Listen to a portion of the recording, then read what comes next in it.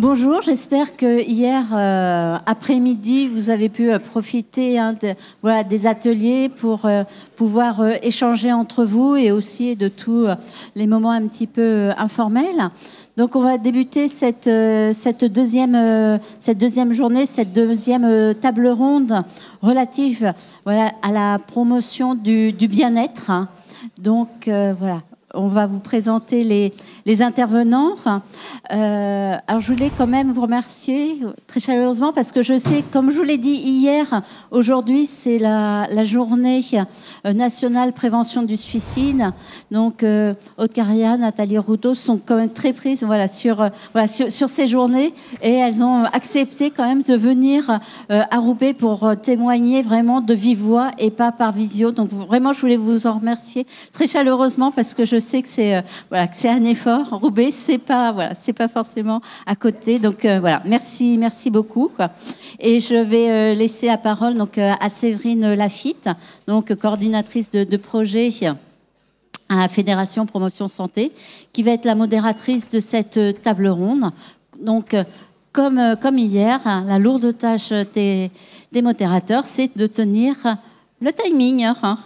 Donc voilà, et on se retrouve donc à 10h15 pour clore cette table ronde.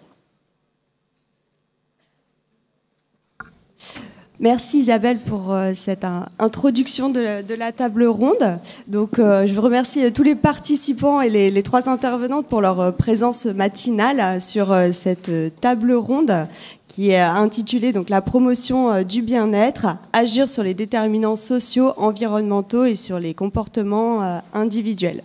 Donc je suis Séverine Lafitte, coordinatrice des projets à la Fédération Promotion Santé. Et l'objectif de cette table ronde, c'est de présenter la santé mentale dans toutes ses dimensions, dans une approche positive, en mettant en avant les ressources individuelles et collectives que l'on peut mobiliser dans les pratiques professionnelles, notamment auprès des jeunes. Donc, je suis ravie de pouvoir présenter les trois intervenantes qui sont à mes côtés. Donc nous aurons trois présentations successives suivies d'un temps d'échange avec vous dans la salle.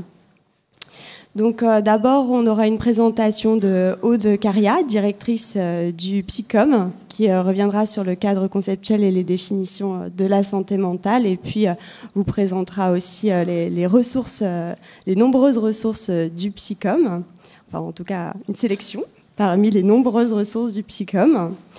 Nous aurons ensuite la présentation de Nathalie Routot, déléguée générale de Nightline France, qui présentera sa structure et puis les leviers d'action sur la participation des jeunes et les ressources qui peuvent être adaptées au public que vous accueillez à la PJJ. Et enfin, l'intervention de Célia Marais en remplacement de Suzanne Rousselet, qui est conseillère technique santé à la direction interrégionale Grand Ouest sur les liens entre santé mentale et compétences psychosociales à travers le programme que porte la DIR Grand Ouest depuis de nombreuses années et tous les outils qui ont pu être créés dans ce cadre-là. Voilà, je vous laisse la parole.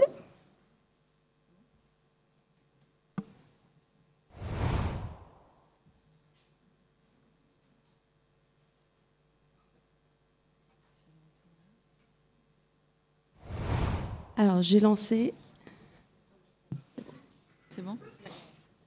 Bonjour à toutes et à tous. Est-ce que vous m'entendez là comme ça, c'est mieux ? Je suis ravie d'être à Roubaix dans le brouillard du Nord que j'affectionne. J'ai habité plusieurs années dans le Nord. Et j'espère qu'après cette conférence, vous serez un peu moins dans le brouillard par rapport aux notions de santé mentale. Je mange le micro. Merci. Donc, je remercie les organisateurs et organisatrices de ces journées. C'est un partenariat de longue date entre Psycom et la PJJ. Alors, on m'a demandé de faire l'introduction, donc c'est pour peser, oui, et poser un peu les cadres conceptuels, sachant qu'on n'est pas dans un contexte anodin par rapport à la thématique. Et je pense qu'on est toutes et tous sensibles à notre propre santé mentale, que ça soit en tant qu'individu, en tant que citoyen, en tant que professionnel. Et que, évidemment, parler de santé mentale, c'est pas seulement de s'inquiéter pour la santé mentale des gens dont on s'occupe, qu'on accompagne, qu'on soigne, etc., mais pour sa propre santé mentale. Et donc, ça devient compliqué aussi de prendre soin de la santé mentale des autres, tout en étant attentif à sa propre santé mentale.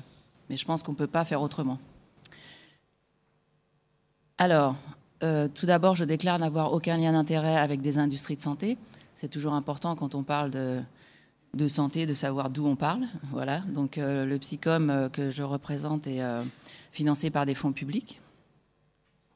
Donc, c'est un organisme public qui informe, oriente et sensibilise sur la santé mentale. Je pense que pas mal d'entre vous connaissent déjà nos ressources. Non? Oui?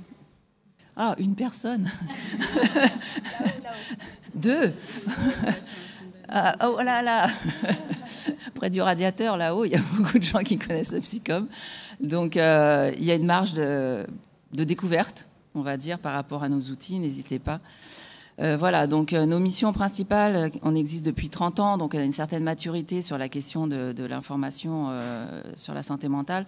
Donc on propose une information fiable, accessible et indépendante, donc qui passe par une trentaine de brochures. Vous avez quelques exemplaires à disposition là, elles sont en téléchargement gratuit sur notre site. Un site web à 360 degrés, c'est-à-dire qui est vraiment un site ressource qui traite tout le continuum, ce qu'on appelle le continuum de la santé mentale, c'est-à-dire du bien-être aux troubles psychiques en passant par le mal-être, la détresse psychologique. Donc vous avez vraiment toutes les thématiques qui sont traitées. Et puis on fait aussi une revue de l'actualité. Vous pouvez vous inscrire à notre newsletter qui vous permet de vous tenir au courant de l'actualité de la santé mentale et nous suivre sur les réseaux sociaux. Voilà, donc c'est la manière d'avoir accès à une information fiable parce qu'on sait qu'on est plutôt actuellement débordé d'informations et que c'est toujours difficile de savoir à qui se fier quand on cherche de l'information dans le domaine de la santé notamment. Mais une autre de nos missions aussi, c'est de sensibiliser. Et pour cela aussi, on a des contacts avec différents acteurs des territoires, dont la PJJ. Donc notre mission, en fait, au Psycom, c'est d'expliquer ce que c'est que la santé mentale. Parce qu'on nous explique qu'on a des dents qu'il faut brosser pour ne pas avoir de caries, mais on ne nous explique pas, enfant, qu'on a une santé mentale, ce que c'est, comment on peut en prendre soin, quoi faire quand ça ne va pas bien. Donc notre mission, c'est vraiment d'éduquer en fait toute la population à cette conception de la santé mentale. Et pour ça, on utilise des outils de l'éducation populaire, donc des outils de médiation. Je pense que vous êtes assez sensibilisés à ce type d'intervention, en utilisant des métaphores comme par exemple le jardin du dedans. Donc c'est la métaphore du jardin pour expliquer que la santé mentale, c'est comme un jardin intérieur qui varie au fil des saisons. Et ça, c'est un dispositif qu'on utilise auprès des enfants pour ouvrir des espaces de parole avec les enfants. Ou le cosmos mental, où là, on utilise la métaphore du cosmos pour expliquer, pareil, qu'on a une santé mentale qui évolue tout au long de notre vie. Pardon. Oui, bah, vous l'avez vu hier. Donc quand même, vous avez vu le cosmos mental hier, et il n'y a que 10 personnes qui... Alors, on fait des... Il y en a qui dorment. On fait des ateliers aussi de prise en main de nos différents outils, des outils que vous pouvez vous approprier, qui sont en téléchargement gratuit. Alors, de quoi parle-t-on quand on parle de santé mentale et de psychiatrie? Je mets les deux parce qu'en général, on se mélange. Quand on commence à parler de santé mentale et psychiatrie, en fait, c'est la tour de Babel. C'est-à-dire qu'on ne parle pas de la même chose. On pense qu'on parle de la même chose, on utilise les mêmes mots, mais on est en pleine confusion sémantique. Donc, je ne vais pas vous faire toute la liste des mots qui sont utilisés dans le champ, mais au moins vous donner quelques repères, déjà pour différencier santé mentale et psychiatrie. Donc, c'est un peu décalé, mais ce n'est pas grave. Dans une vision historique, en fait, on va séparer la santé mentale et la psychiatrie. Vous pouvez repérer ça, c'est-à-dire que ça fait des années et des millénaires qu'on pense qu'il y a d'un côté les personnes folles, et de l'autre côté, un autre groupe d'humains qui sont les gens qui vont bien. Et que les personnes folles qui ont des troubles psychiques, comme on dit maintenant, elles le sont pour toujours et elles ont besoin d'aller en psychiatrie. Et les personnes qui n'ont pas de problème psychique, eh ben, elles vont bien tout le temps et elles ont besoin de rien, en gros. Donc il y a cette opposition-là. Ah non, mais santé mentale, c'est le bien-être, c'est le développement personnel, c'est aller embrasser les arbres et faire du yoga. Et puis de l'autre côté, on a la psychiatrie. Là, c'est les vrais malades qui ont besoin de vrais soins, et c'est le domaine de la psychiatrie. Donc vous avez parfois cette confusion-là, et souvent même. Mais vous avez aussi une autre confusion qui est de dire qu'en fait la santé mentale et la psychiatrie, c'est la même chose. C'est-à-dire que c'est une euphémisation. On utilise santé mentale pour faire moins peur, pour ne pas parler de psychiatrie. C'est-à-dire on va parler de professionnels de santé mentale, de services de santé mentale, de dispositifs de santé mentale, mais en fait on parle de professionnels de psychiatrie, de maladies psychiatriques, etc. Donc ça entraîne aussi une confusion, parce que du coup on retombe toujours dans ce truc, la santé mentale en fait c'est la psychiatrie, et puis il y a toujours des gens qui vont bien et des gens qui vont pas bien. Et cette base-là, cette vision binaire, en fait, de l'humanité, c'est la base de la stigmatisation et de la discrimination. C'est les mêmes mécanismes quand on parle du racisme, du sexisme, du classisme, etc. C'est de classer les gens en deux catégories et à partir d'une caractéristique, d'exclure et de discriminer. Donc ça marche pour la psychiatrie comme pour les autres déterminants. Et puis a émergé plus récemment une vision portée notamment par l'Organisation mondiale de la santé, qui est une vision plus holistique, universelle, qui a l'air simple comme ça, mais qui a du mal à passer quand même.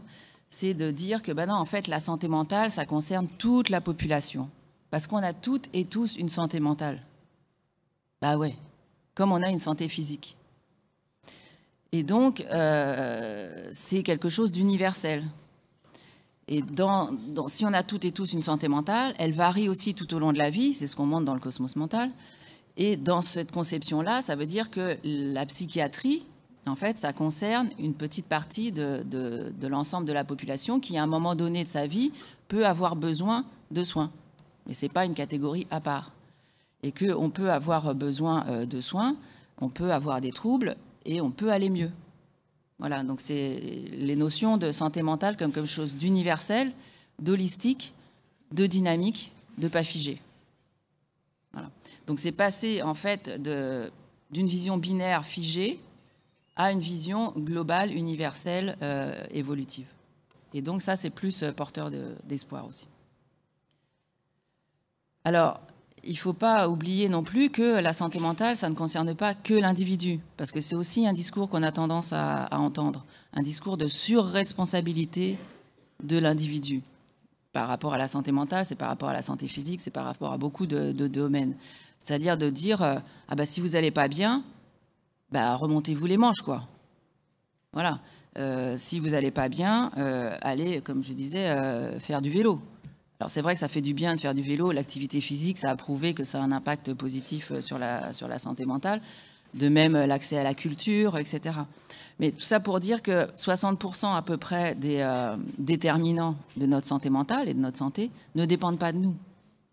Ce sont des déterminants collectifs. Et donc, c'est les exemples qui sont donnés là, c'est effectivement tout ce qui est le contexte de vie dans lequel on est, le niveau de ressources, est-ce qu'on est exposé à des discriminations ou pas, à des violences, est-ce qu'on est dans des bonnes conditions de logement, dans des bonnes conditions de travail, etc.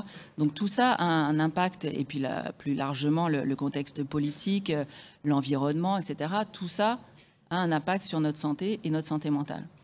Donc ça veut dire que si on veut agir en faveur de la santé mentale, il n'y a pas que le soin.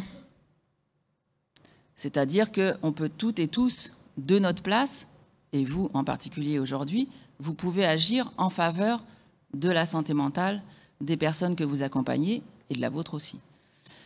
Donc ça, lutter contre la pauvreté, lutter contre les violences faites aux enfants, lutter contre les VSS, pour des conditions de logement dignes, etc. Tout ça, ça contribue à la promotion de la santé mentale.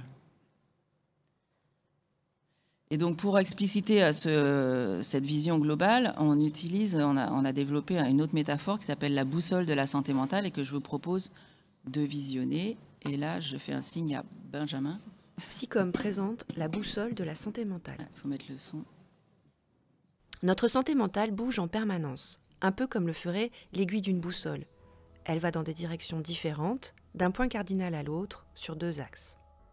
Le premier, l'axe médical, est celui qui guide pour beaucoup d'entre nous la lecture de notre boussole. Plus de son. Si on a un diagnostic de trouble psychique, alors on ne va pas bien. Sinon, on est en bonne santé mentale. Cela laisse penser que seuls les professionnels de la psychiatrie peuvent comprendre et lire notre boussole. Pourtant, pour mesurer notre santé mentale, un autre axe existe. C'est celui du ressenti psychique, qui passe du bien-être au mal-être et inversement. La plupart du temps, nous savons si nous nous sentons très bien ou très mal. Mais alors, qu'est-ce qui fait bouger l'aiguille de la boussole de notre santé mentale ? À l'image des forces magnétiques qui affolent l'aiguille d'une boussole, des causes extérieures influencent notre santé mentale, comme par exemple nos conditions de vie ou les crises sanitaires, économiques ou climatiques. Les ressources pour lire et comprendre nos états émotionnels varient d'une personne à l'autre. Cette connaissance de nous-mêmes, de nos forces et de nos vulnérabilités dirige donc l'aiguille de notre boussole. Enfin, la vie nous amène à faire des choix qui nous orientent vers des chemins inconnus. Tous ces carrefours de la vie ont aussi un impact sur notre santé mentale.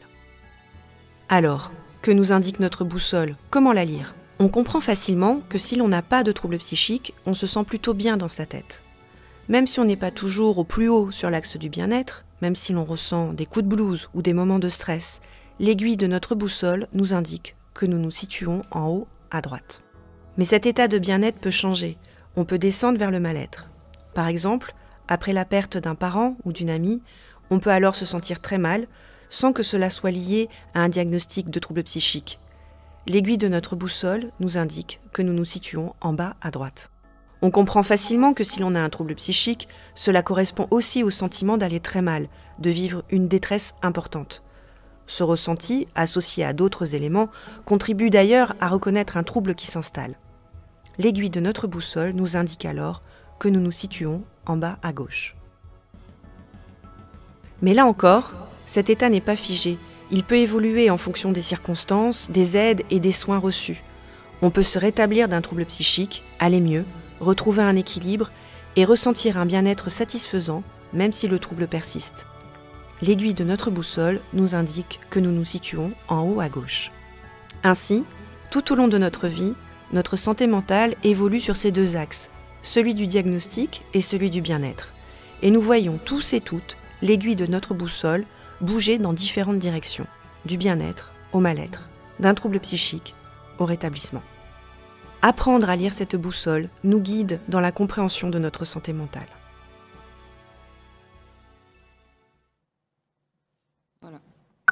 Voilà, donc c'est une petite métaphore simple que vous pouvez vous approprier pour vous-même au quotidien, que vous pouvez transmettre aussi, parce que c'est du coup un outil d'empowerment de tous les citoyens et les citoyennes. Alors, hop, oups, trop vite. Et donc pour terminer, basé sur ces principes-là, nous on a développé donc ces outils que vous pouvez utiliser. Donc le cosmos mental, hein, vous l'avez vu hier. On a évalué l'impact du cosmos mental et ça a montré en fait que la métaphore était très bien comprise et appropriée. Elle permet de dédramatiser aussi la question parce que le côté un petit peu ludique, illustré. 85% des personnes qui ont vu le cosmos mental ou ont participé à des ateliers se sentent mieux équipées pour parler de santé mentale. Et ça, c'est déjà un pas énorme parce que le tabou est tellement fort que déjà arriver à ouvrir la conversation sur ces sujets-là, ça contribue à un mieux-être et à lutter contre la stigmatisation. Près de 80% des personnes disent que l'outil leur a permis de mieux comprendre ce qui influence leur propre santé mentale et celle des autres. Parce que souvent aussi, comme vous aujourd'hui, on vient là pour se dire, bah oui, moi je veux comprendre les problèmes des gamins que j'accompagne. Mais on repart en se disant, ah, moi aussi. Voilà. Donc ça, c'est l'effet MeToo, en fait, du cosmos mental.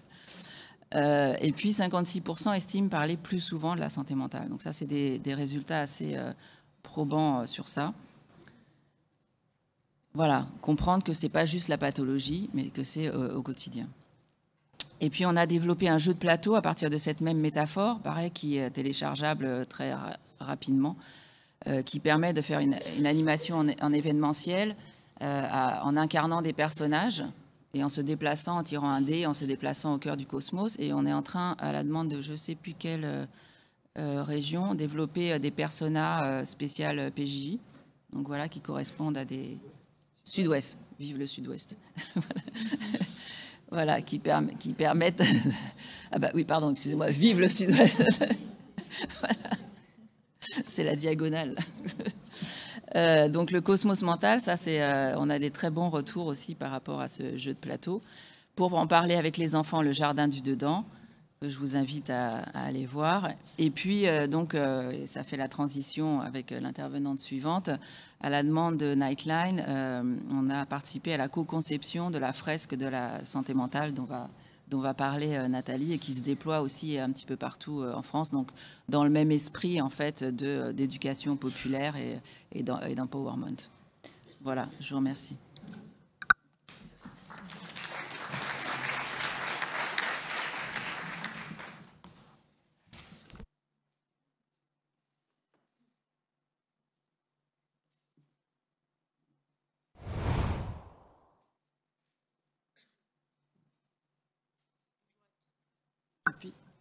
Bonjour.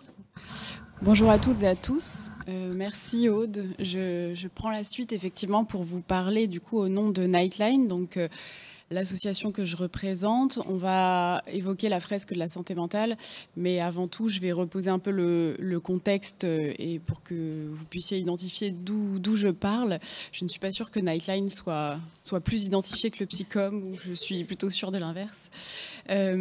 Donc l'association, elle a pour mission d'améliorer la santé mentale des étudiants et des jeunes en travaillant à 3 échelles, donc une échelle individuelle, une échelle collective et une échelle systémique. Concrètement, nos domaines d'intervention, ils sont, pour pouvoir travailler sur ces 3 dimensions et ces 3 échelles, ils sont à la fois sur de la déstigmatisation, sur de la sensibilisation individuelle ou collective, sur une démarche amont, donc vraiment la dimension de prévention des risques, de la promotion de la santé mentale, on pourrait même dire sur certains outils de la promotion du bien-être, un travail d'information, un travail de formation aussi. Et pour agir à l'échelle collective, un de nos domaines d'action, c'est de créer des espaces de solidarité, de créer du collectif pour essayer d'engager de façon collective sur cette promotion du bien-être, sur se prendre soin les uns des autres et sur le fait d'essayer de travailler, avoir un impact au niveau du collectif et de la société. Et on fait aussi un travail de recherche et de plaidoyer, à la fois puisque on est à la croisée du monde académique en étant en partenariat avec à peu près 70 établissements d'enseignement supérieur, et on est également très proche du terrain, puisqu'à travers nos différents dispositifs que je présenterai rapidement tout à l'heure, on recueille beaucoup de données sur la santé mentale des jeunes, et donc ça nous permet de croiser les retours terrain et une approche scientifique pour pouvoir porter des recommandations en matière de politique publique. L'association, elle s'inspire d'un concept anglo-saxon qui existe du coup depuis les années 70, et en France, elle s'est développée à partir de créée en 2016 et développée à partir de 2017, et on a différents ancrages que vous voyez ici, donc dans cette région, plus dans les Antilles, en Guadeloupe et Martinique, et c'est un développement du coup qui se poursuit pour mailler l'ensemble du territoire.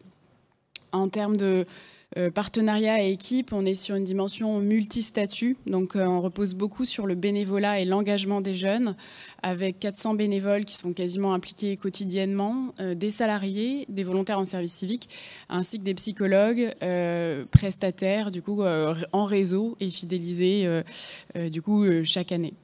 On est aussi soutenu par différents ministères et agréé organismes de formation, donc on a la certification Calliope depuis 2023.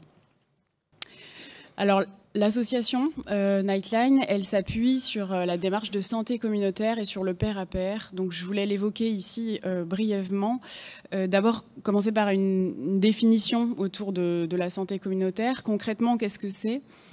Concrètement, c'est le fait d'impliquer les personnes concernées dans la gestion, dans la prise en charge de leur propre santé et ou de celle de leur communauté. Ça vise du coup à développer le pouvoir d'agir, les capacités des personnes concernées et à les impliquer. Alors ça ne veut pas dire les impliquer de A à Z, ça peut être les impliquer sur des moments, sur des phases de projet. En tout cas, l'idée, c'est de mêler le savoir expérientiel, donc l'expérience des jeunes, l'expérience du jeune, l'expérience de la personne concernée par un trouble de santé, par exemple, et l'expertise professionnelle qui peut être du coup à la fois celle du professionnel de santé, mais aussi des ingénieurs pédagogiques. Voilà. L'idée, c'est de mêler les compétences pour pouvoir favoriser cette appropriation et ne pas faire pour les gens, mais faire avec les gens. Chez Nightline, c'est un peu le postulat pour l'ensemble de nos dispositifs. Donc, on a par exemple une ligne d'écoute qui est tenue par des étudiants pour des étudiants, accompagnés par des professionnels. On fait aussi de la recherche en impliquant de la recherche participative, donc en impliquant les jeunes. On a là un projet en cours qui s'appelle Promote, où on forme des jeunes à la recherche et on les aide, du coup on les accompagne pour qu'ils développent selon leur propre choix un protocole visant à évaluer un de nos dispositifs de prévention du suicide. Et on fait énormément d'actions de proximité. Les points d'ancrage que j'ai présentés tout à l'heure, ce sont des points de départ à partir desquels on rayonne pour aller rencontrer les jeunes sur leur lieu de vie. Donc aussi bien dans leur résidence étudiante sur les campus que dans des festivals, dans les espaces jeunesse. Et on amène du coup un certain nombre d'ateliers, d'outils qui peuvent être très très différents. On a des ateliers et des interventions qui peuvent durer 5 minutes et d'autres qui peuvent être des ateliers plus construits sur 1 heure, 2 heures ou 3 heures. Et là aussi, c'est dans une démarche de pair à pair. Donc ce sont des volontaires en service civique, des bénévoles ou des jeunes salariés qu'on forme, qu'on accompagne et ensuite qui mènent ces actions de proximité. Et qui développent aussi des outils, donc toujours avec nos professionnels de santé bien sûr, mais qui développent aussi des outils comme là par exemple vous voyez une photo d'un jeu de plateau qui est un jeu de société qui a été développé par nos équipes bénévoles et qu'on amène en soirée pour créer du dialogue autour de la santé mentale.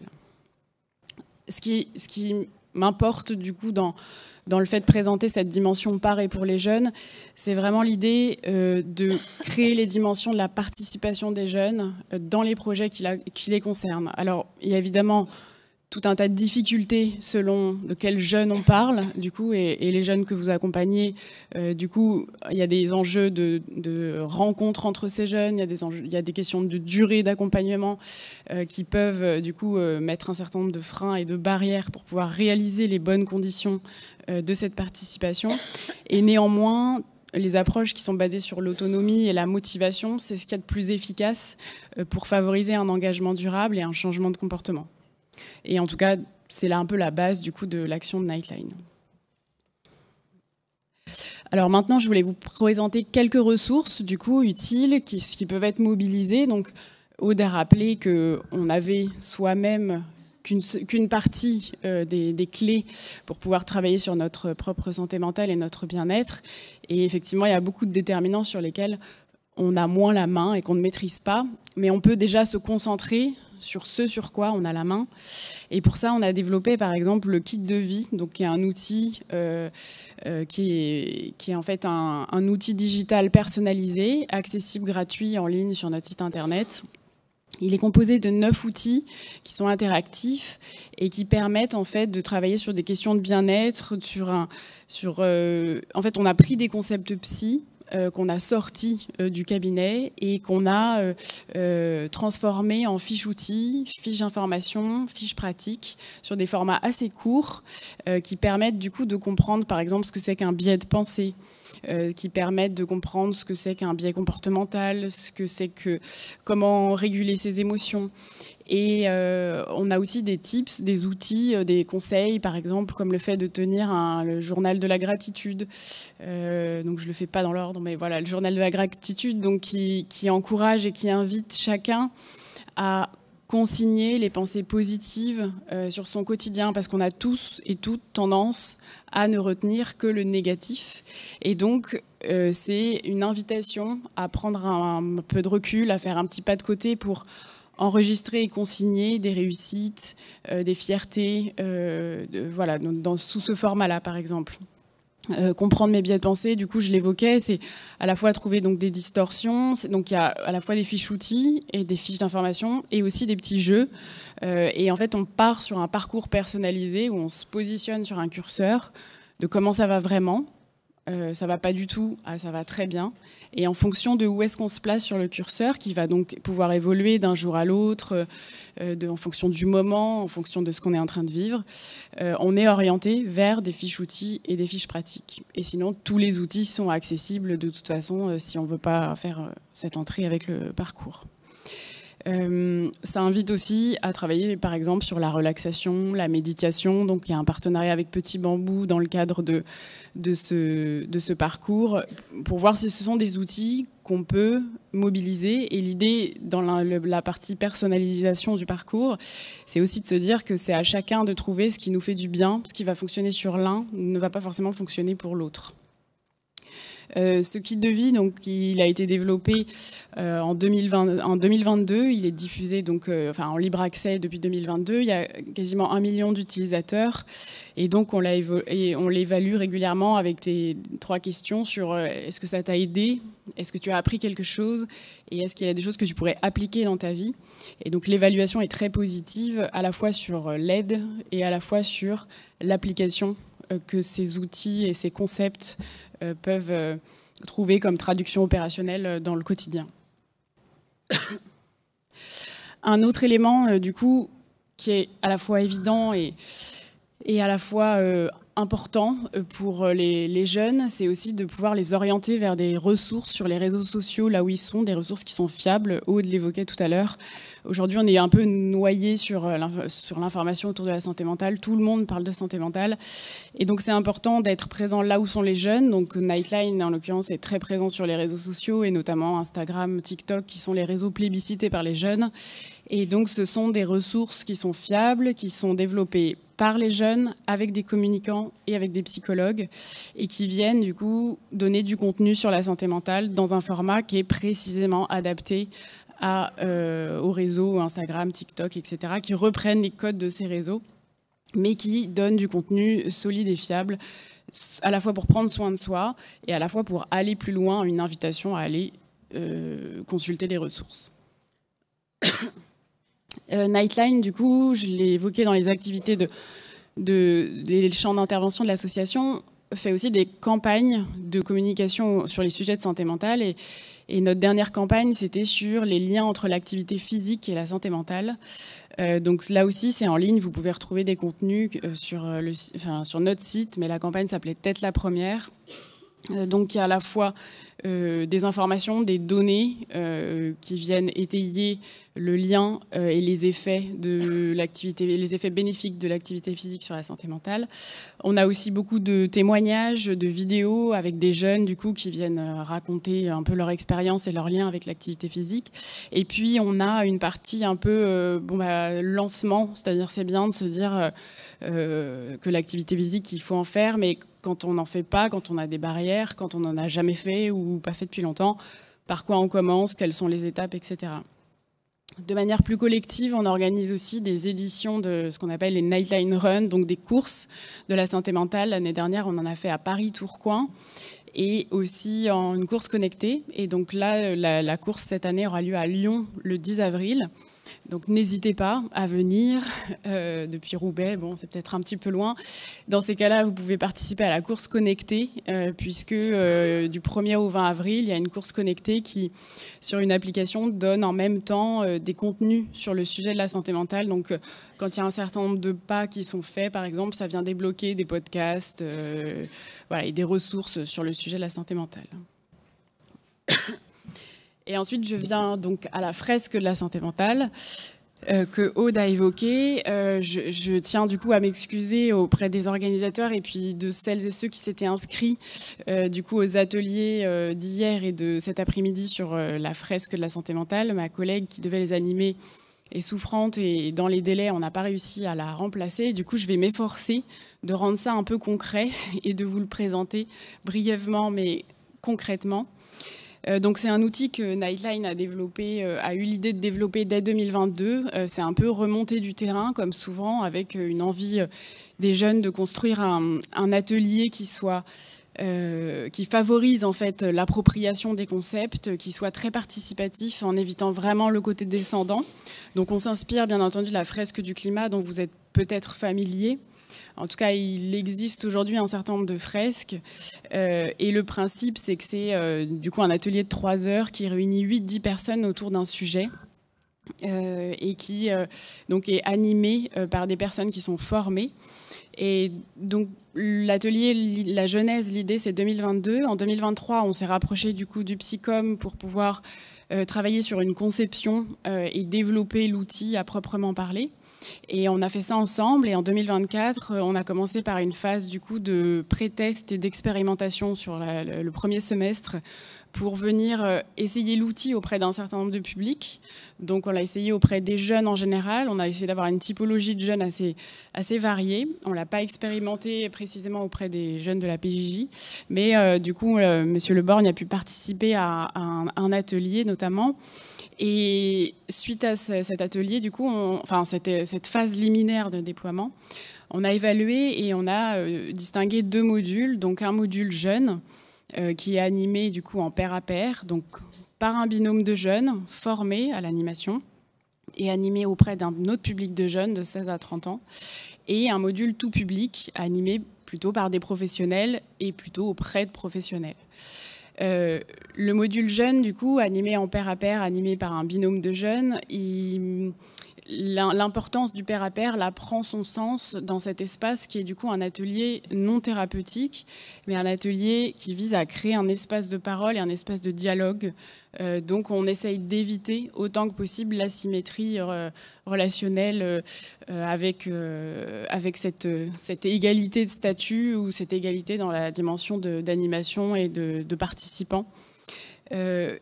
Il y a trois temps un peu dans ce format d'atelier. Un premier temps qui est en fait un temps d'introduction un peu, où on met en lumière à travers un photolangage ce qui touche aux représentations individuelles de la santé mentale. Donc on commence par soi-même dire quelle image, comment on voit la santé mentale, et ça crée un premier dialogue, un premier brise-glace autour du sujet. Et ensuite, on passe dans une phase où on est dans une phase de compréhension sur ce qu'est la santé mentale à travers des lots de cartes, du coup, où il y a des concepts, où il y a des définitions qui sont données, des exemples, et on arrive à comprendre qu'est-ce que la santé mentale, qu'est-ce qui la détermine, et quelles sont aussi les stratégies qu'on peut mettre en place pour préserver ou réhabiliter sa santé mentale. Donc là, c'est vraiment la construction de la fresque, c'est très participatif.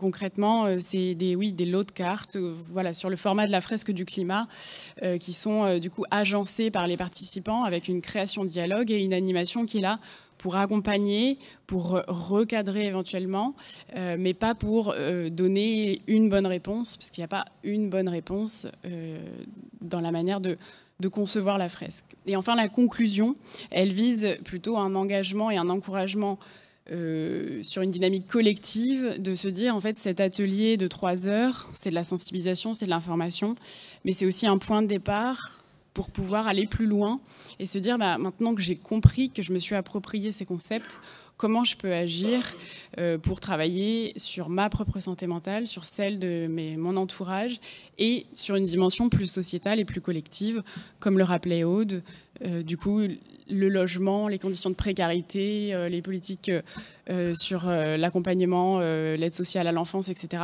Tout ça concerne et impacte la santé mentale. Ici, quelques éléments pour partager les retours sur l'évaluation. Donc, on fonctionne avec le Net Promoter Score. Concrètement, le Net Promoter Score, c'est à moins 100, tous les participants sont des détracteurs, et à plus 100, tous les participants sont des promoteurs. Donc, on a un Net Promoter Score de 86, ça c'est sur la partie un peu satisfaction, et on mesure aussi l'intention comportementale sur le fait de prendre soin de sa santé mentale.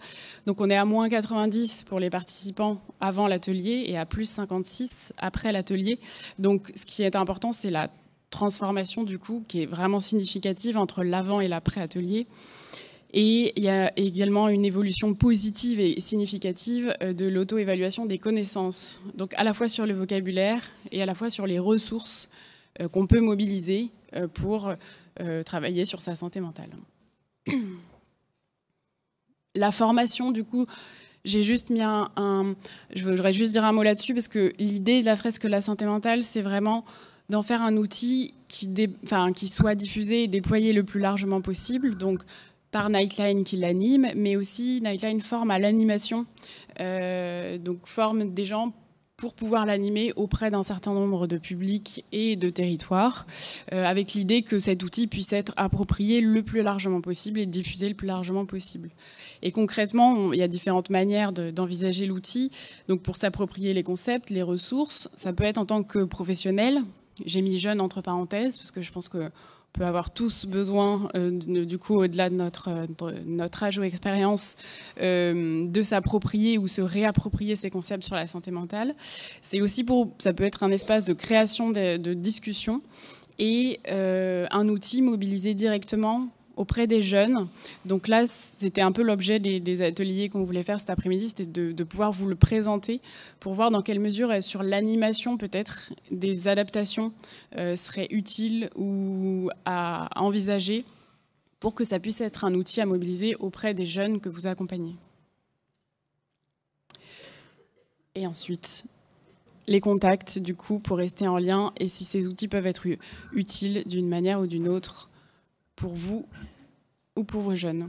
Merci beaucoup.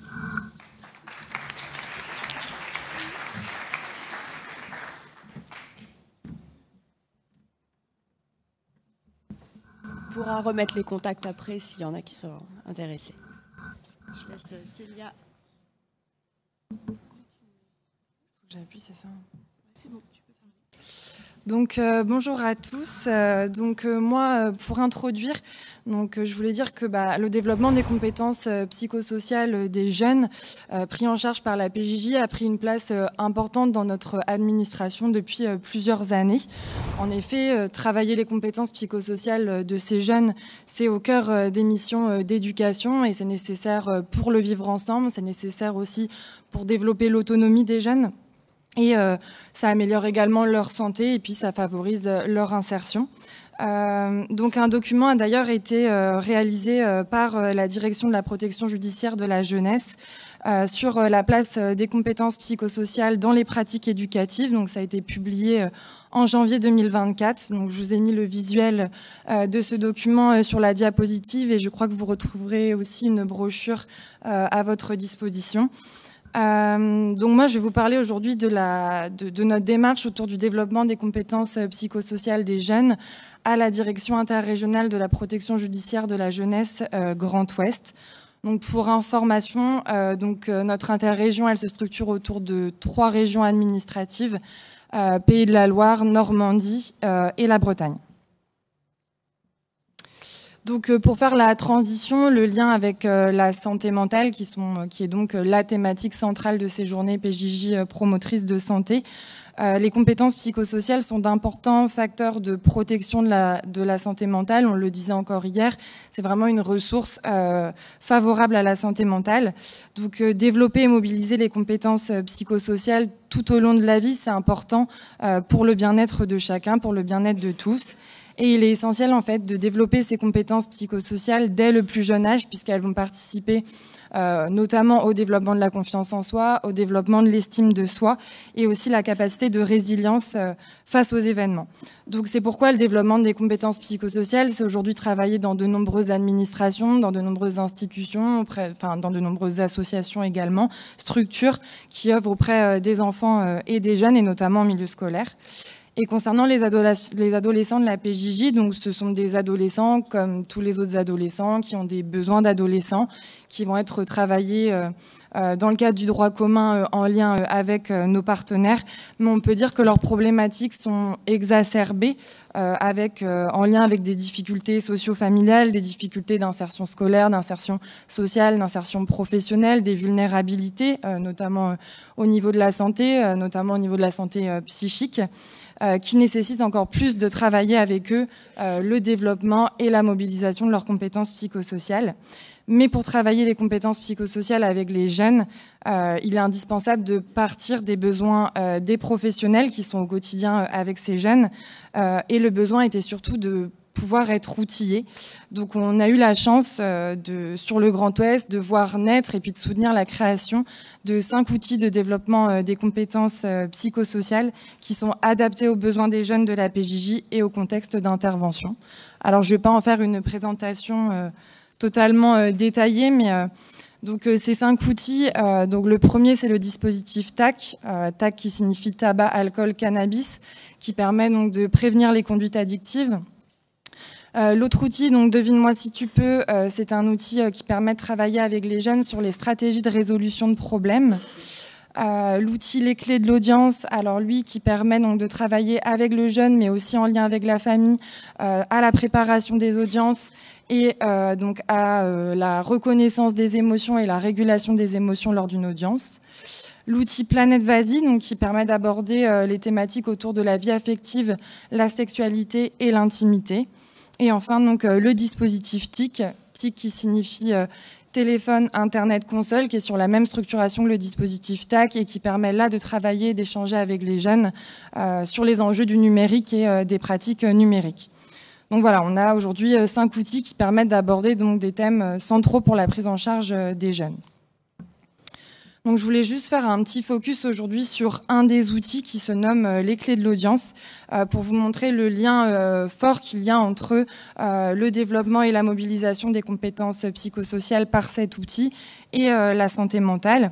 Donc cet outil peut être utilisé en individuel ou en petit collectif et il prend la forme, donc il a été actualisé aujourd'hui, et il prend la forme donc d'une mallette pédagogique et donc il permet d'accompagner la mobilisation des compétences psychosociales des jeunes et de leurs parents lors de la préparation des audiences. Au niveau des compétences psychosociales, il développe et mobilise les compétences dites sociales. Donc l'outil permet de se préparer à prendre la parole.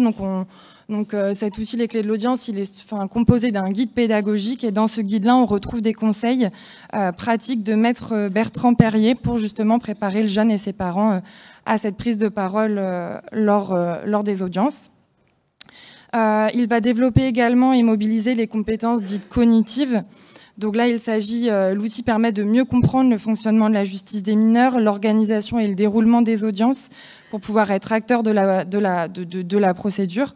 Donc l'outil va se composer notamment donc d'une maquette tribunal pour enfants. Donc ça va permettre aux jeunes et à sa famille de pouvoir visualiser l'espace où se déroule une audience. Il y a également des cartes personnages qui permettent donc de situer les personnages, de comprendre leur rôle, de savoir à quel moment ils vont intervenir. Il y a aussi donc dans le guide des explications sur le fonctionnement de la justice des mineurs, des flyers qui présentent le déroulé des différents types d'audiences. Donc voilà, un ensemble d'éléments qui vont permettre de développer le pouvoir d'agir, l'empowerment, comme on disait tout à l'heure, des jeunes pour qu'ils puissent être acteurs de leur procédure et plus largement acteurs de leur parcours.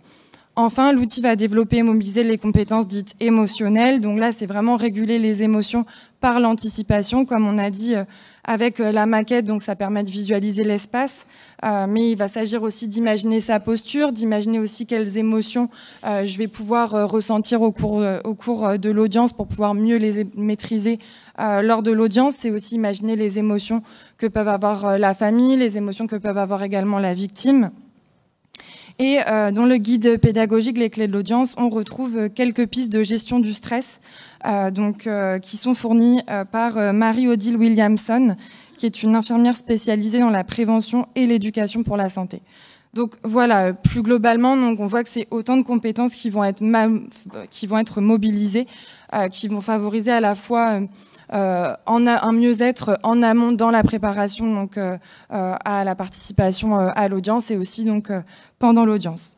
Et vous pouvez voir sur la diapositive, donc j'ai mis quelques retours donc globalement positifs de professionnels qui peuvent utiliser l'outil. Donc je cite, c'est un média intéressant avec des jeunes qui peuvent être dans l'évitement pour aborder les échéances judiciaires. Et un autre témoignage, donc les mineurs adoptent des postures plus appropriées lors des audiences et ils dominent leur angoisse.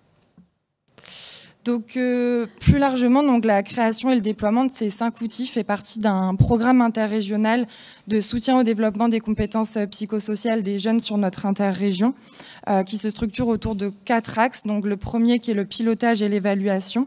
Donc il va concerner plusieurs échelons de la PJJ, donc la direction interrégionale, les directions territoriales, ainsi que les établissements et les services.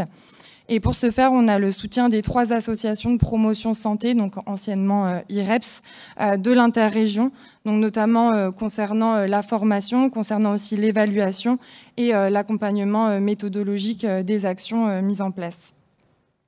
Donc le deuxième axe, c'est le soutien à la création des outils, alors qui s'est fait progressivement dans le temps. Bien sûr, les 5 outils ne sont pas nés dans le même moment. Et au niveau de la direction interrégionale, on a soutenu la création de ces outils en s'appuyant sur les facteurs de réussite pour créer des outils de qualité. Donc je vais vous en citer quelques-uns. Un des premiers facteurs de qualité, c'est la participation systématique des jeunes dans l'élaboration des outils. Je pense par exemple à l'outil Planète Vas-y, voyage vers la vie affective, la sexualité, l'intimité. Le nom du jeu et l'histoire du jeu ont pu être pensés avec des jeunes du STEMO du Havre et également donc, des jeunes en centre de détention du Havre lors de séances tests. Un deuxième facteur de qualité que je peux vous citer, c'est le fait que les besoins soient identifiés, que les initiatives, elles naissent des professionnels. Donc ces 5 outils, ils ont été créés, donc nos 3 régions administratives sont représentées dans la création de ces 5 outils. Et ils ont été pensés et créés par des professionnels qui sont au quotidien avec les jeunes. Donc c'est nécessairement des outils qui sont adaptés aux besoins des professionnels et à la prise en charge des jeunes de la PJJ, donc au contexte d'intervention. Et enfin, donc un troisième facteur de qualité que je peux vous citer, c'est aussi que ces outils, ils ont été construits avec l'aide de partenaires experts. Donc les clés de l'audience dont je vous parlais tout à l'heure, donc on a eu l'appui de Promotion Santé Bretagne. Pour l'outil Devine-moi si tu peux, Promotion Santé Pays de la Loire. Pour l'outil Planète Vas-y sur la vie affective, la sexualité et l'intimité, Promotion Santé Normandie et l'association Liberté Couleur qui est en Bretagne pour le dispositif TAC et le dispositif TIC. Le troisième axe de ce programme, donc, c'est le soutien au déploiement des outils, puisque une fois que les outils sont créés, il est nécessaire d'accompagner leur déploiement et leur implantation dans les établissements et les services. Donc il s'agit de proposer là aussi un accompagnement au déploiement des outils qui soit de qualité. Ça passe notamment par de la formation à l'animation des outils, mais aussi plus largement de la formation aux compétences psychosociales. Je pense aussi à la recherche de partenaires de prévention, puisque pour certains outils, par exemple le dispositif TAC, ça nécessite sur les séances collectives d'animation de l'outil une co-animation agent PJJ et un partenaire de prévention spécialisé dans les addictions. Et par rapport à cet axe-là, je vais vous en parler plus en détail tout à l'heure, mais en 2024, on a mené au niveau de l'interrégion un état des lieux de l'implantation de ces 5 outils de développement des compétences psychosociales. Je vais vous en parler plus en détail tout à l'heure, mais l'objectif c'était d'évaluer l'utilisation de ces outils par les professionnels et de voir comment on pouvait améliorer leur implantation dans les établissements et les services de l'interrégion. Et enfin, donc, le 4e axe de ce programme, c'est le développement des compétences psychosociales via le soutien aux activités physiques et sportives sur les établissements et les services avec comme enjeu leur régularité tout au long de l'année pour pouvoir redynamiser les jeunes, lutter contre leur sédentarité et puis aussi travailler leur parcours d'insertion. Et c'est dans cette optique, ou plutôt dans cette continuité, qu'au niveau de la direction interrégionale, on travaille aujourd'hui sur le déploiement d'une démarche de type ICAPS. Alors, je ne sais pas si certains connaissent. Donc, ICAPS veut dire intervention centrée sur l'activité physique et la lutte contre la sédentarité. Et en fait, l'objectif, c'est de pouvoir l'adapter dans nos établissements et services PJJ, puisqu'en fait, c'est une démarche qui est mise en place en milieu scolaire. Alors, particulièrement, il y a une étude qui a été réalisée auprès des collégiens. Donc c'est une démarche qui est reconnue probante par l'OMS et qui repose sur une approche socio-écologique. Donc c'est vraiment une prise en compte du jeune dans son environnement, dans son milieu de vie. Donc il s'agit de mettre en place des actions vis-à-vis du jeune pour favoriser sa motivation à pratiquer des activités physiques et sportives, mais aussi des actions auprès de son support social, auprès de son entourage, de ses pairs, des animateurs, des professeurs, des éducateurs. Et enfin, des actions aussi au niveau de l'environnement physique, de l'environnement organisationnel. Donc voilà, c'est vraiment une prise en compte globale du milieu de vie et de l'environnement du jeune. Et l'enjeu, en tout cas, c'est d'augmenter d'1 heure par semaine l'activité physique et sportive des jeunes et de réduire le temps passé sur leur écran. Et donc pour ce projet-là, on est au tout début de l'expérimentation, mais on a le soutien du CNDAPS, qui est en fait l'association Léo Lagrange, qui est basée en Normandie et qui est en fait le porteur national de cette démarche ICAPS. Voilà. Donc par rapport à l'état des lieux dont je vous parlais tout à l'heure, le projet 2024 de l'implantation des 5 outils de développement des compétences psychosociales, il a été réalisé en lien avec une stagiaire en Master 1 Santé publique, et il a été réalisé aussi en partenariat avec Promotion Santé Bretagne, puisque c'était notre binôme sur 2 ans au niveau de l'interrégion sur tout ce qui est promotion de la santé, donc on bénéficiait de leur accompagnement. Et donc cet état des lieux, il s'est appuyé sur des questionnaires, donc des questionnaires pour les outils qui étaient déjà déployés dans nos établissements et services. Donc il y a eu un questionnaire pour l'outil TAC, pour l'outil Devine-moi si tu peux, et sur l'ancienne version les clés de l'audience. Et donc ces questionnaires étaient envoyés à des agents qui étaient sensibilisés ou formés donc à ces outils. Il y a également eu des entretiens avec les cadres, des informations et des échanges aussi avec le réseau des conseillers techniques en promotion de la santé de l'interrégion. En tout cas, ce projet, il partait de 2 principaux constats, de la fin de la création des outils, alors pour le moment sur la DIR-PJJ Grand Ouest, parce qu'on a déjà 5 outils qui permettent d'aborder des thèmes centraux pour la prise en charge des jeunes. Et là, l'objectif, c'est vraiment on avait le besoin d'avoir une meilleure visibilité sur l'implantation de ces outils dans nos établissements et services de l'interrégion, puisque l'objectif, c'est pas d'implanter les 5 outils dans l'ensemble des établissements et des services, mais plutôt de prioriser leur implantation en fonction des besoins et des réalités des structures. Et donc l'enjeu était d'ajuster la stratégie de déploiement de ces 5 outils en fonction de leur état d'avancement, comme je disais, parce que certains outils, au moment de l'état des lieux, n'étaient pas encore édités et déployés. Et au regard donc des éléments recueillis par l'état des lieux et des demandes territoriales, puisque l'enjeu en fait c'est de pouvoir travailler sur des stratégies de déploiement qui soient territoriales au niveau des directions territoriales pour vraiment être au plus près des besoins des établissements et des services. Très rapidement, donc l'ensemble des éléments de l'état des lieux nous ont permis d'identifier 3 axes de travail transversaux à l'ensemble des outils, puisqu'il y avait également des axes de travail qui ont pu être identifiés pour chacun des outils. Donc le premier, les acteurs et leur articulation. Le deuxième, la communication et l'accessibilité. Le troisième, la sensibilisation et la formation. Donc quelques exemples de ce qui a pu être remonté au niveau de l'état des lieux. Au niveau du premier axe, acteurs et articulation, c'est plutôt la dimension du pilotage.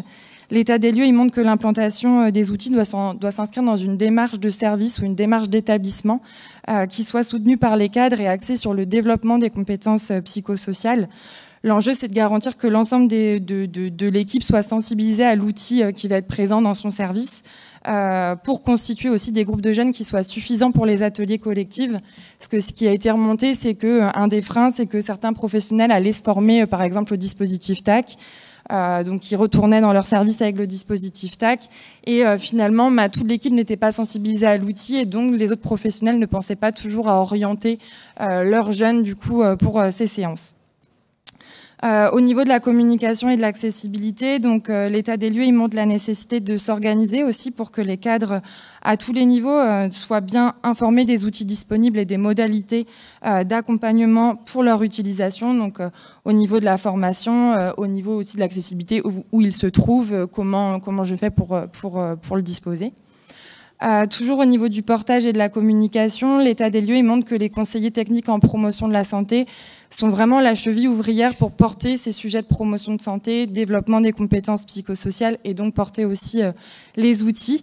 Mais les CTPS, ils peuvent avoir besoin d'être accompagnés et soutenus aussi parfois au niveau de leur posture, mais aussi dans leur rôle sur chacun des outils. Se pose la question notamment, est-ce qu'ils doivent porter seuls auprès des établissements et des services les outils, où il ne peut pas y avoir une co-animation aussi avec d'autres professionnels, notamment conseillers techniques ou autres.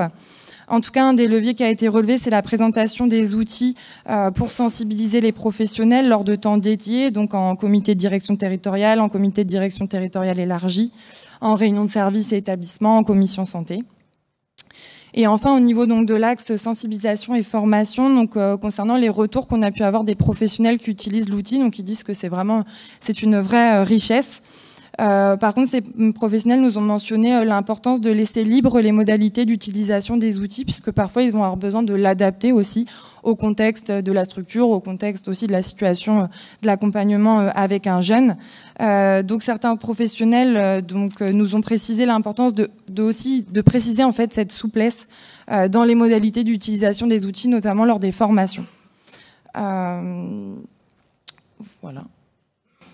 Et donc pour finir, je voulais vous parler de notre revue santé tous en forme, créée sur notre interrégion, donc avec l'aide du réseau des conseillers techniques en promotion de la santé de l'interrégion. 3 thématiques ont pu être travaillées, parce que le principe c'est une revue santé qui est publiée chaque année sur une thématique bien spécifique. Donc en 2022, c'était les compétences psychosociales, en 2023, l'accès aux droits, et donc en 2024, la santé mentale.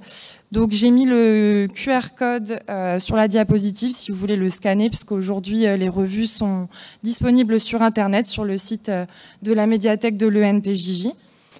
Donc ces revues, en tout cas, elles sont nées de la volonté de prendre le temps de la réflexion, de partager nos expériences sur des thématiques, puisque la promotion de la santé, c'est aussi ça, c'est prendre le temps de témoigner de la richesse des pratiques. Et cette revue, elle permet de montrer qu'il y a des pratiques diverses et variées utilisées pour promouvoir la santé mentale et le bien-être des jeunes. Donc on parle notamment de médiation équine, on parle également de boxe réflexive, on parle de commission continuité des parcours, cas complexes, on parle de travail sur l'interculturalité, etc. Il y a plein d'autres choses et je vous laisserai découvrir. Et je tenais à remercier de nouveau Madame Aude-Caria de Psycom qui est ici présente, puisque il y a également un témoignage donc sur Psycom et les outils de Psycom dans la première partie promouvoir la santé mentale des jeunes, de quoi parle-t-on. Avant de terminer, je voulais vous partager le témoignage d'un jeune, Roman, qui figure dans la revue santé. Roman, il participait à une séance de médiation équine et il nous a partagé les bienfaits de cette séance. Il explique avoir souvent eu des périodes de stress, notamment lorsqu'il avait fait, je cite, des conneries auparavant. Et précise, je cite, « Ça m'apaise d'être avec les animaux. Le cheval, il ressent ce que j'ai dans ma tête. » Donc c'est un témoignage qui m'a marqué, car ce jeune, il nous a impressionnés pendant la séance. Il était vraiment dans l'écoute, le respect de l'animal. Il y a vraiment une connexion entre lui et l'animal pendant la séance. Et voilà, c'est aussi pour pouvoir un peu ouvrir sur, on voit les bienfaits de la nature, de la médiation animale et puis de plein d'autres aussi médias qui peuvent être utilisés pour améliorer la santé mentale des jeunes. Voilà, et merci.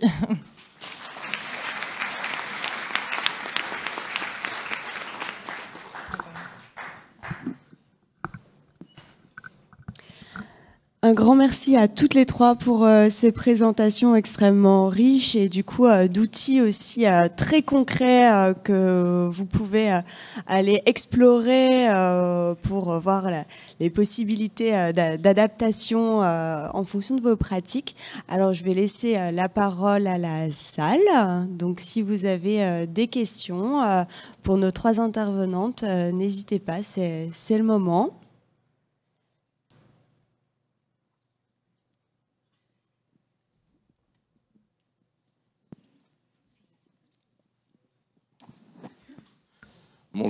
Bonjour. Aymeric Schiavi, je suis éducateur en milieu ouvert au niveau de l'ADT, les Deux-Savoie. Et ma question était, est-ce que les outils que vous présentez de la DIR PJJ Grand Ouest sont disponibles pour les professionnels qui n'appartiennent pas à votre DIR ? Bonjour, donc merci pour cette question. Donc en effet, donc la majorité des outils en tout cas sont aujourd'hui déployés au niveau national.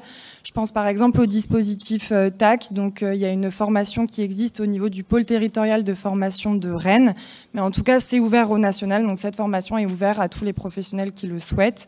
Pareil pour le dispositif TIC. Alors donc ce dispositif-là, il vient tout juste Il vient tout juste d'être édité, donc la première formation a lieu cette année.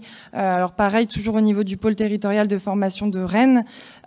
Donc en effet, ces outils sont disponibles et donc n'hésitez pas. Planète Vasy, par exemple, je sais qu'il y a eu des distributions qui ont été faites également sur l'ensemble des directions interrégionales. Donc n'hésitez pas à vous rapprocher donc de votre direction interrégionale pour disposer des outils. Les clés de l'audience, pareil, il y a aussi une diffusion plus largement. Voilà.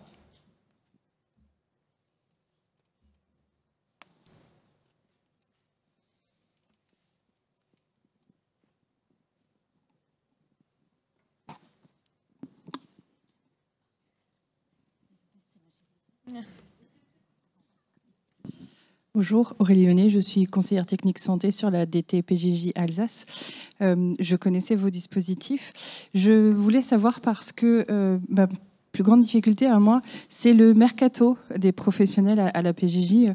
Je suis en poste depuis 3 ans. Les professionnels, du coup, tournent énormément. On a du mal à garder nos contractuels. Et du coup, le processus continu et permanent que moi je porte, c'est rappeler sans cesse l'existence des outils, formés sans cesse. Et je voulais savoir si vous aviez, vous, des stratégies qui permettaient de lutter contre l'énergie qu'il faut déployer. Enfin, voilà, parce que c'est une énergie et presque un travail décisif, si je peux me permettre. Voilà, pour pouvoir former encore et encore toujours aux outils, à rappeler leur existence, à rappeler leur intérêt, parce que les stratégies, on les connaît, les outils, on les a. Et en même temps, notre difficulté au quotidien, en direction territoriale, c'est ça aussi. Alors merci pour votre question et votre retour. Alors malheureusement non, j'ai pas forcément la solution et c'est aussi pour ça qu'on a réalisé l'état des lieux. Et en effet, donc dans l'état des lieux de l'implantation de ces outils, c'est également ressorti en frein que voilà le turnover des professionnels et comment on fait pour pallier à ce turnover. Donc voilà, nous pour l'instant on n'a pas forcément de stratégie. Comme je disais, l'objectif à partir des éléments de l'état des lieux, c'est peut-être réfléchir aussi au niveau des directions territoriales comment on peut pallier à ce turnover. Alors nous, une des difficultés aussi, c'était un peu de savoir finalement, d'avoir un peu un tableau de reporting déjà de quels sont les professionnels finalement qui ont été formés mais qui sont peut-être partis. Donc voilà, peut-être créer un outil, mais pour l'instant, on n'est que dans des phases un petit peu aussi de réflexion de qu'est-ce qu'on va faire à partir de tout ça et comment on va venir pallier à ça.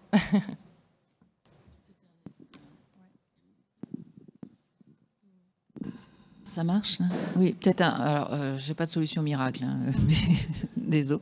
Nous, on a réfléchi au niveau du Psycom, c'est une toute petite équipe. Il y a quand même un petit peu de changement qui est lié à la possibilité ou pas de pérenniser des postes, parce qu'on est aussi en fragilité budgétaire. Et on a déployé ce qu'on appelle en français le knowledge management, c'est-à-dire des outils qui nous permettent de capitaliser les connaissances et de ne pas avoir à repartir toujours de zéro dès qu'il y a un nouveau professionnel, c'est-à-dire avoir une démarche de recueil. Donc ça peut passer par des petites vidéos, par une structuration d'un Padlet, sur voilà, des accompagnements comme ça qui permettent de gagner un petit peu de temps et d'éviter de s'épuiser aussi à redire tout. Voilà, donc des supports un peu interactifs qui permettent de capitaliser les savoirs, les compétences, les sources d'informations, etc.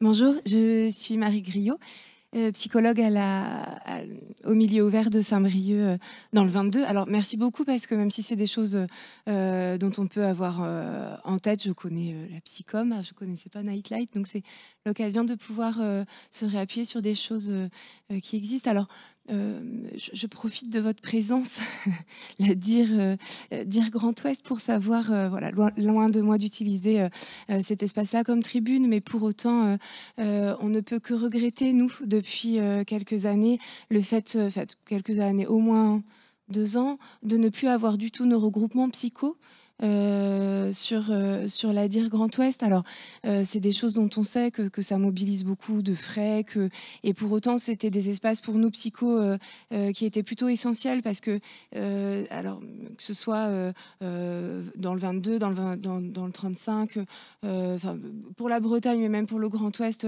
en général, parce que justement, c'était aussi des moments pour nous, pour pouvoir faire vivre la manière dont les uns et les autres, on utilise ces différents outils, comment on fait vivre la santé mentale sur nos différentes unités, que ce soit dans les milieux ouverts ou dans les hébergements. Donc, encore une fois, loin de moi l'idée de faire une polémique ici, c'est pas du tout le but, mais je peux pas m'empêcher de me dire, voilà, aujourd'hui on parle de la santé mentale, et d'un autre côté, sur notre territoire, on n'a plus du tout de regroupement psycho, on est des métiers où on se sent extrêmement isolé, donc on tente de faire ce qu'on peut, mais voilà, si jamais je pouvais vous faire transmettre un petit message. Je comprends. Voilà, mais c'était, bon, j'avais pas tout à fait de questions, si ce n'est que je vous remercie pour ces différentes présentations. Et effectivement, nous, c'est des outils qu'on connaît. Je réalise qu'aujourd'hui, en fait, que c'est des outils qui n'étaient pas forcément nationaux, que c'est des choses qui nous sont plutôt bien utilisées sur nos différents territoires. Alors, Planète Vas-y vient d'arriver pour nous, mais effectivement, c'est... Alors, moi, on appelait le NTIC différemment que ce que vous avez nommé. Pour nous, c'était Nouvelle Technologie de l'Information et de la Communication. Mais je suis assez contente d'entendre que finalement, ce n'était pas tout à fait les mêmes... En fait, pour la petite anecdote, à la base, le dispositif TIC, c'était nommé comme ça, Technologie de l'information et de la communication. Mais en fait, quand il a été testé auprès de jeunes, les jeunes, ils l'ont pas compris comme ça. Et en fait, ils ont dit téléphone, internet, console. Et c'est resté comme ça. Mais j'en parlerai sur mon unité parce qu'effectivement, c'était assez rigolo. Ça me fait rebondir votre intervention. En fait, ce que vous exprimez, c'est un déficit de lien social en tant que professionnel. Et je pense que c'est aussi une dimension importante, le lien social. On se retrouve beaucoup sur ce déterminant en fait de notre santé et de notre santé mentale. Et juste pour faire un petit lien, parce que j'ai oublié d'en parler, un outil dont vous pouvez vous emparer aussi sont les semaines d'information sur la santé mentale qui ont lieu depuis 30 ans, les 2 premières semaines d'octobre. Donc, qui sont portés par un collectif et qui est présent dans tous les territoires. Et vous pouvez prendre l'initiative. Voilà. Non, ça s'est pas affiché. Ça s'est pas affiché. Il faut juste. Oui, voilà. Peut-être que c'est une diapo que j'ai oublié de présenter. Donc, justement, la prochaine thématique cette année, c'est autour du lien social, puisque ça fait référence notamment aux alertes sur la dite épidémie de solitude mondiale qui touche en particulier les jeunes, puisque les dernières études de la Fondation de France, de Emmaüs, c'était de démontrer que les jeunes se sentaient plus isolés socialement que les personnes de plus de 70 ans. C'est un peu contre-intuitif, mais c'est devenu une réalité. Et donc l'occasion de se mobiliser pour, au niveau des territoires, participer à des actions de sensibilisation. Ça peut être des ciné-débats, des conférences, des portes ouvertes, voilà. Et c'est l'occasion aussi de faire lien avec les partenaires. Voilà, donc dans une démarche de santé communautaire. Oui, bonjour. Conseillère santé, département de l'Hérault, l'Occitanie, Françoise Velasco. Voilà, c'est concernant les outils que vous avez présentés. Donc voilà, je voulais parler d'outils Vas-y qui était présenté par notre direction interrégionale et que, en tant que conseillère santé du département, nous avons pu en fait apporter et présenter ces outils. Donc on a déjà expérimenté et c'est vrai qu'il y avait une phrase qui était dite tout à l'heure concernant faire pour les jeunes ou les professionnels et faire avec.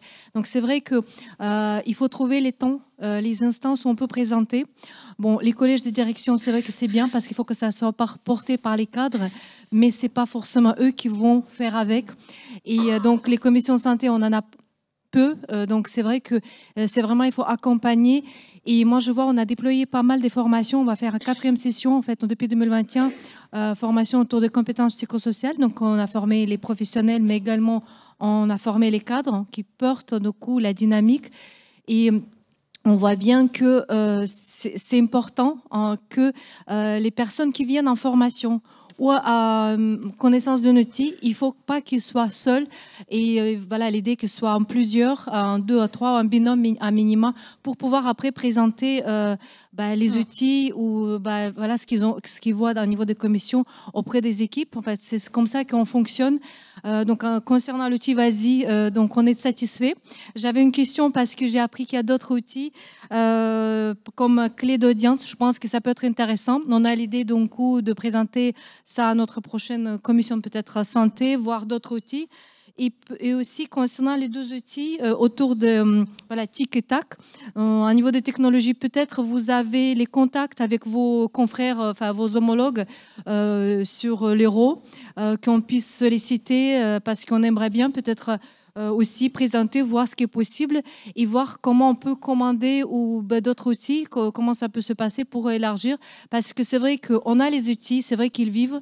Il y a un fin, on a eu Calin Malin, on utilise boîte de clé AVS, mais à un moment donné, voilà, quand il y a quelque chose de nouveau, ça met une nouvelle dynamique. Et puis l'outil, à un moment donné aussi, il devient caduc par rapport au temps, par rapport les événements, etc. Je vous remercie beaucoup. Merci. Alors, je ne sais pas si j'ai retenu toutes les questions et je suis désolée, mais en tout cas, surtout par rapport, en tout cas, tout ce que vous disiez au début, donc sur les présentations lors des commissions santé, lors des réunions, etc. Donc, c'est vrai que c'est des choses qui sont revenues au niveau de l'état des lieux comme des leviers. Vous parlez de la formation compétences psychosociales, c'est également ce qui est remonté au niveau de l'état des lieux, l'importance de former donc à la fois les cadres, les professionnels, enfin voilà, qu'il y ait vraiment une dynamique et une compréhension commune de ce concept par tous. Et c'est aussi un levier donc pour pouvoir après implanter donc ces outils-là au mieux dans les établissements et les services. Donc en effet, les clés de l'audience existent également. Et vous parlez du dispositif TIC et du dispositif TAC. Donc voilà, si ça vous intéresse, vous pouvez aller voir au niveau des catalogues de formation, puisque donc les formations sont ouvertes donc au niveau du pôle territorial de formation à Rennes, donc ouverte au national comme je le disais tout à l'heure. Et en fait, il faut pouvoir bénéficier de la formation pour disposer de l'outil. Donc c'est qu'une fois qu'on est arrivé à la formation, on repart donc avec l'outil.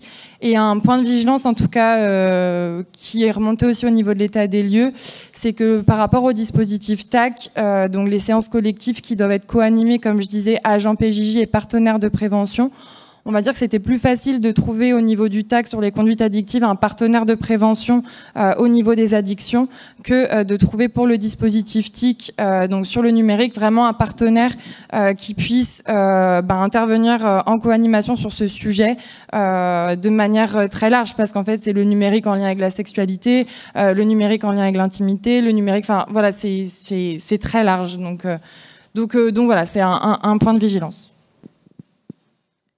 Bonjour, donc Myriam Bahata, donc conseillère technique santé, donc Tarn-Aveyron. Ma question, elle est donc pour la dire Grand Ouest. Je suis là. Voilà. En fait, est-ce qu'il y a une différence de déploiement selon qu'on est en milieu ouvert, en insertion ou en hébergement? Et s'il y a des retours ou des freins qui sont par rapport aux typologies de lieux d'accueil? Alors, donc au niveau des outils, donc comme je disais, ils vont être présentés à tous les professionnels, milieu ouvert, hébergement, insertion, etc. Après, c'est pour ça que, donc en gros, la formation, elle va être la même pour tout le monde. Après, forcément, les échanges vont peut-être être différents selon le professionnel, comment il se voit utiliser l'outil donc dans sa structure. Et c'est pour ça aussi que ce qui nous a été remonté par rapport à l'état des lieux, c'était justement de laisser cette possibilité en fait aux professionnels de pouvoir utiliser comme eux ils le souhaitent, comme de pouvoir adapter l'outil après dans leur propre structure, puisque C'est vrai qu'au début, au niveau de la formation, je pense notamment au dispositif TAG, c'est une formation assez cadrée. Il y a un premier temps de formation sur plusieurs jours. Après, les professionnels retournent avec l'outil dans leur structure, ils expérimentent l'outil. Et après, il y a un deuxième temps de retour d'expérience tous ensemble. Et ce qui était un peu dit, c'était que les professionnels se sentaient pas toujours... en tout cas, ils se donnaient pas la possibilité d'adapter après leur outil par rapport à ce qu'ils avaient vu dans la formation. Et que justement, là, on précise forcément qu'il va y avoir besoin d'une adaptation, qu'on soit en milieu ouvert, en hébergement, en insertion. Et ça, c'est après aux professionnels aussi de s'approprier l'outil et de l'utiliser comme ce dont il a le plus besoin, quoi. Voilà. Bonjour. Alors, voilà, peut-être juste une dernière question, et puis après, on pourra clôturer la... Je vous remercie pour la DIR Grand Ouest, en tout cas d'avoir présenté tous vos outils dont certains je découvre et certains je découvre en fait qui sont des outils pédagogiques. Ce qu'on peut regretter, c'est la difficulté effectivement à faire vivre ces outils. Pour ce qui me concerne, les clés de l'audience, j'en ai plein dans les placards de la direction interrégionale qui ont été distribués comme juste un livret et non pas comme un outil pour travailler sur les compétences psychosociales. Donc je suis ravie de redécouvrir puisque voilà, ça fait quand même plusieurs années maintenant. Et puis sur la formation, alors c'est plus pour l'ENPJJ peut-être et le pôle santé, de voir comment on pourrait déployer des formations sur les autres pôles territoriaux, parce que Rennes c'est très bien, mais pour nous qui sommes de Nancy et d'Alsace, voilà, si on prend le plus loin du territoire, voilà, ça fait quand même des frais aussi de formation très importants. Et je pense qu'on serait plus pertinent à développer si ces outils sont validés et valorisés par la DPJJ, qu'on puisse avoir une offre de formation beaucoup plus importante, parce que oui, les CTPS sont très actives, mais elles sont seules sur leur territoire et elles ont un champ d'action qui est assez varié. Elles ne peuvent pas tout concentrer sur la formation. Moi, depuis 2016, on forme sur les CPS, donc voilà, je suis ravie que maintenant on arrive à des choses un peu plus concrètes et plus compréhensibles. Il y a encore beaucoup de travail à faire, mais voilà, je pense que ces outils-là permettent d'entrer très concrètement dans ce que sont les compétences psychosociales, les approcher pour les professionnels comme pour les jeunes. Donc c'est très pertinent, mais il faut vraiment qu'on arrive à en permanence maintenir des actions de formation sur de la durée et sur différents points du territoire, parce que vraiment du territoire national. Sinon, on va se perdre, c'est coûteux pour tout le monde, ça coûte de l'argent, et c'est dommage parce que c'est vraiment intéressant. Donc moi, je vous suis, en tout cas, je trouve les outils, non pas par le réseau national, mais via LinkedIn, puisque voilà, j'ai repéré tous vos outils. Donc je vous remercie, et je suis un peu jalouse en fait de votre partenariat avec Promotion Santé, que j'aimerais aussi actif. Merci beaucoup. Peut-être juste par rapport aux clés de l'audience. Alors c'est vrai que là il y a une nouvelle version. Donc je parlais de la mallette pédagogique, les clés de l'audience, où justement là en fait il y a un petit livret d'animation d'une séance. Donc justement là ça permet un petit peu d'envisager comment on peut utiliser cet outil-là dans une animation collective et comment ça peut s'organiser. Donc voilà ce qu'il peut y avoir en tout cas dans la dernière actualisation de cet outil. Mais en tout cas, je suis ravie que vous utilisiez et que vous appréciez les outils. Alors peut-être juste pour répondre à Béatrice, effectivement, hein, ces outils, on est développé par Grand Ouest. Voilà, il y a eu aussi cette évaluation et on va travailler avec le NPJJ, avec voilà, les pôles territoriaux, comment effectivement déployer et expliquer, parce que sur les clés de l'audience, voilà, tu as pu dire que ça n'était pas repéré sur le travail, sur les compétences psychosociales quand on l'a présenté, et la direction Grand Ouest, il y a eu plusieurs réunions où ça a bien été dit. Mais je crois qu'effectivement, comme le titre c'est clé de l'audience, on écarte tout à fait cet axe qui est pourtant important. Donc on va retravailler, on va voir comment effectivement on peut vraiment les déployer au niveau national. Merci beaucoup pour toutes ces questions. Alors peut-être juste une dernière pour clôturer cette table ronde avec nos 3 intervenantes. Finalement, le titre de ces journées, c'est le lien social et santé mentale. Donc Aude, tu as commencé à terminer avec les semaines d'information en santé mentale. Mais du coup, peut-être juste pour finir, finalement, dans quelle mesure le lien social participe à la santé mentale des professionnels et des jeunes? Je te laisse du coup. Peut-être chacune, voilà, un petit mot pour clôturer cette table. Je pense que c'est un déterminant essentiel, en fait. C'est qu'est-ce qui fait communauté et ce qui fait communauté et ce qui attaque les liens dans la communauté, ça a un impact sur notre santé mentale. Donc c'est vrai que c'est une clé de compréhension aussi globale de la santé mentale. Tout ce qu'on peut faire pour protéger, favoriser, renforcer le lien social, quelles que soient les communautés, quelle que soit sa place dans la communauté, c'est un point de vigilance qui me semble essentiel. Sur la dimension collective, du coup, vas-y Nathalie. Oui, pour compléter, effectivement, je reviens à ce que je disais tout à l'heure et aux échelles d'impact qu'on essaye d'avoir chez Nightline, un impact individuel, collectif et systémique. Dans cette dimension collective, il y a évidemment le lien social, le fait de créer des espaces de solidarité, de créer du collectif. C'est le sens de certains dispositifs présentés. La fresque de la santé mentale, c'est un espace collectif où à 8-10, on va avoir un dialogue, déconstruire des idées reçues autour de la santé mentale, réfléchir à des pistes d'action concrètes d'engagement, construire du coup les liens de causalité autour de la santé mentale, et réfléchir aux ressources, etc.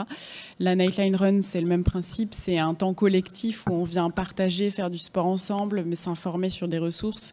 En tout cas, le lien social est effectivement un déterminant important à considérer. Et pour faire écho peut-être à ce qui se disait sur les professionnels, le fait de prendre soin du coup de soi, le lien social, il doit exister évidemment aussi entre professionnels. Et une vigilance du coup est portée aussi à ceux qui aident, accompagnent, que ce soit explicite ou pas sur le sujet de santé mentale. Et je dirais juste, nous, les étudiants, enfin, en étant sur du pair à pair, les étudiants et les jeunes volontaires qui sont engagés participent à des groupes d'analyse de la pratique qui sont obligatoires et qui sont, parmi tout le parcours de leur engagement, les éléments les plus aidants pour eux, pour à la fois se former, pour à la fois échanger en groupe, pour à la fois se sentir soutenu. Et c'est une dynamique de lien, du coup, entre aidants. Et les psychologues qui animent ces groupes d'analyse de la pratique, qui sont une vingtaine, du coup, sont eux-mêmes également réunis 2 fois par an pour échanger sur leur pratique et sur la manière d'accompagner ces jeunes. Donc ces étapes de lien sont importantes pour les professionnels qui aident et aussi pour la pertinence des dispositifs et pour pouvoir savoir les faire évoluer. Et du coup, très rapidement, parce que là, le temps avance, mais voilà, c'est vrai que par rapport au lien social, on voit, même dans différentes études qui ont pu être publiées, toute la difficulté des personnes qui sont en situation d'isolement et toute la vulnérabilité de ces personnes.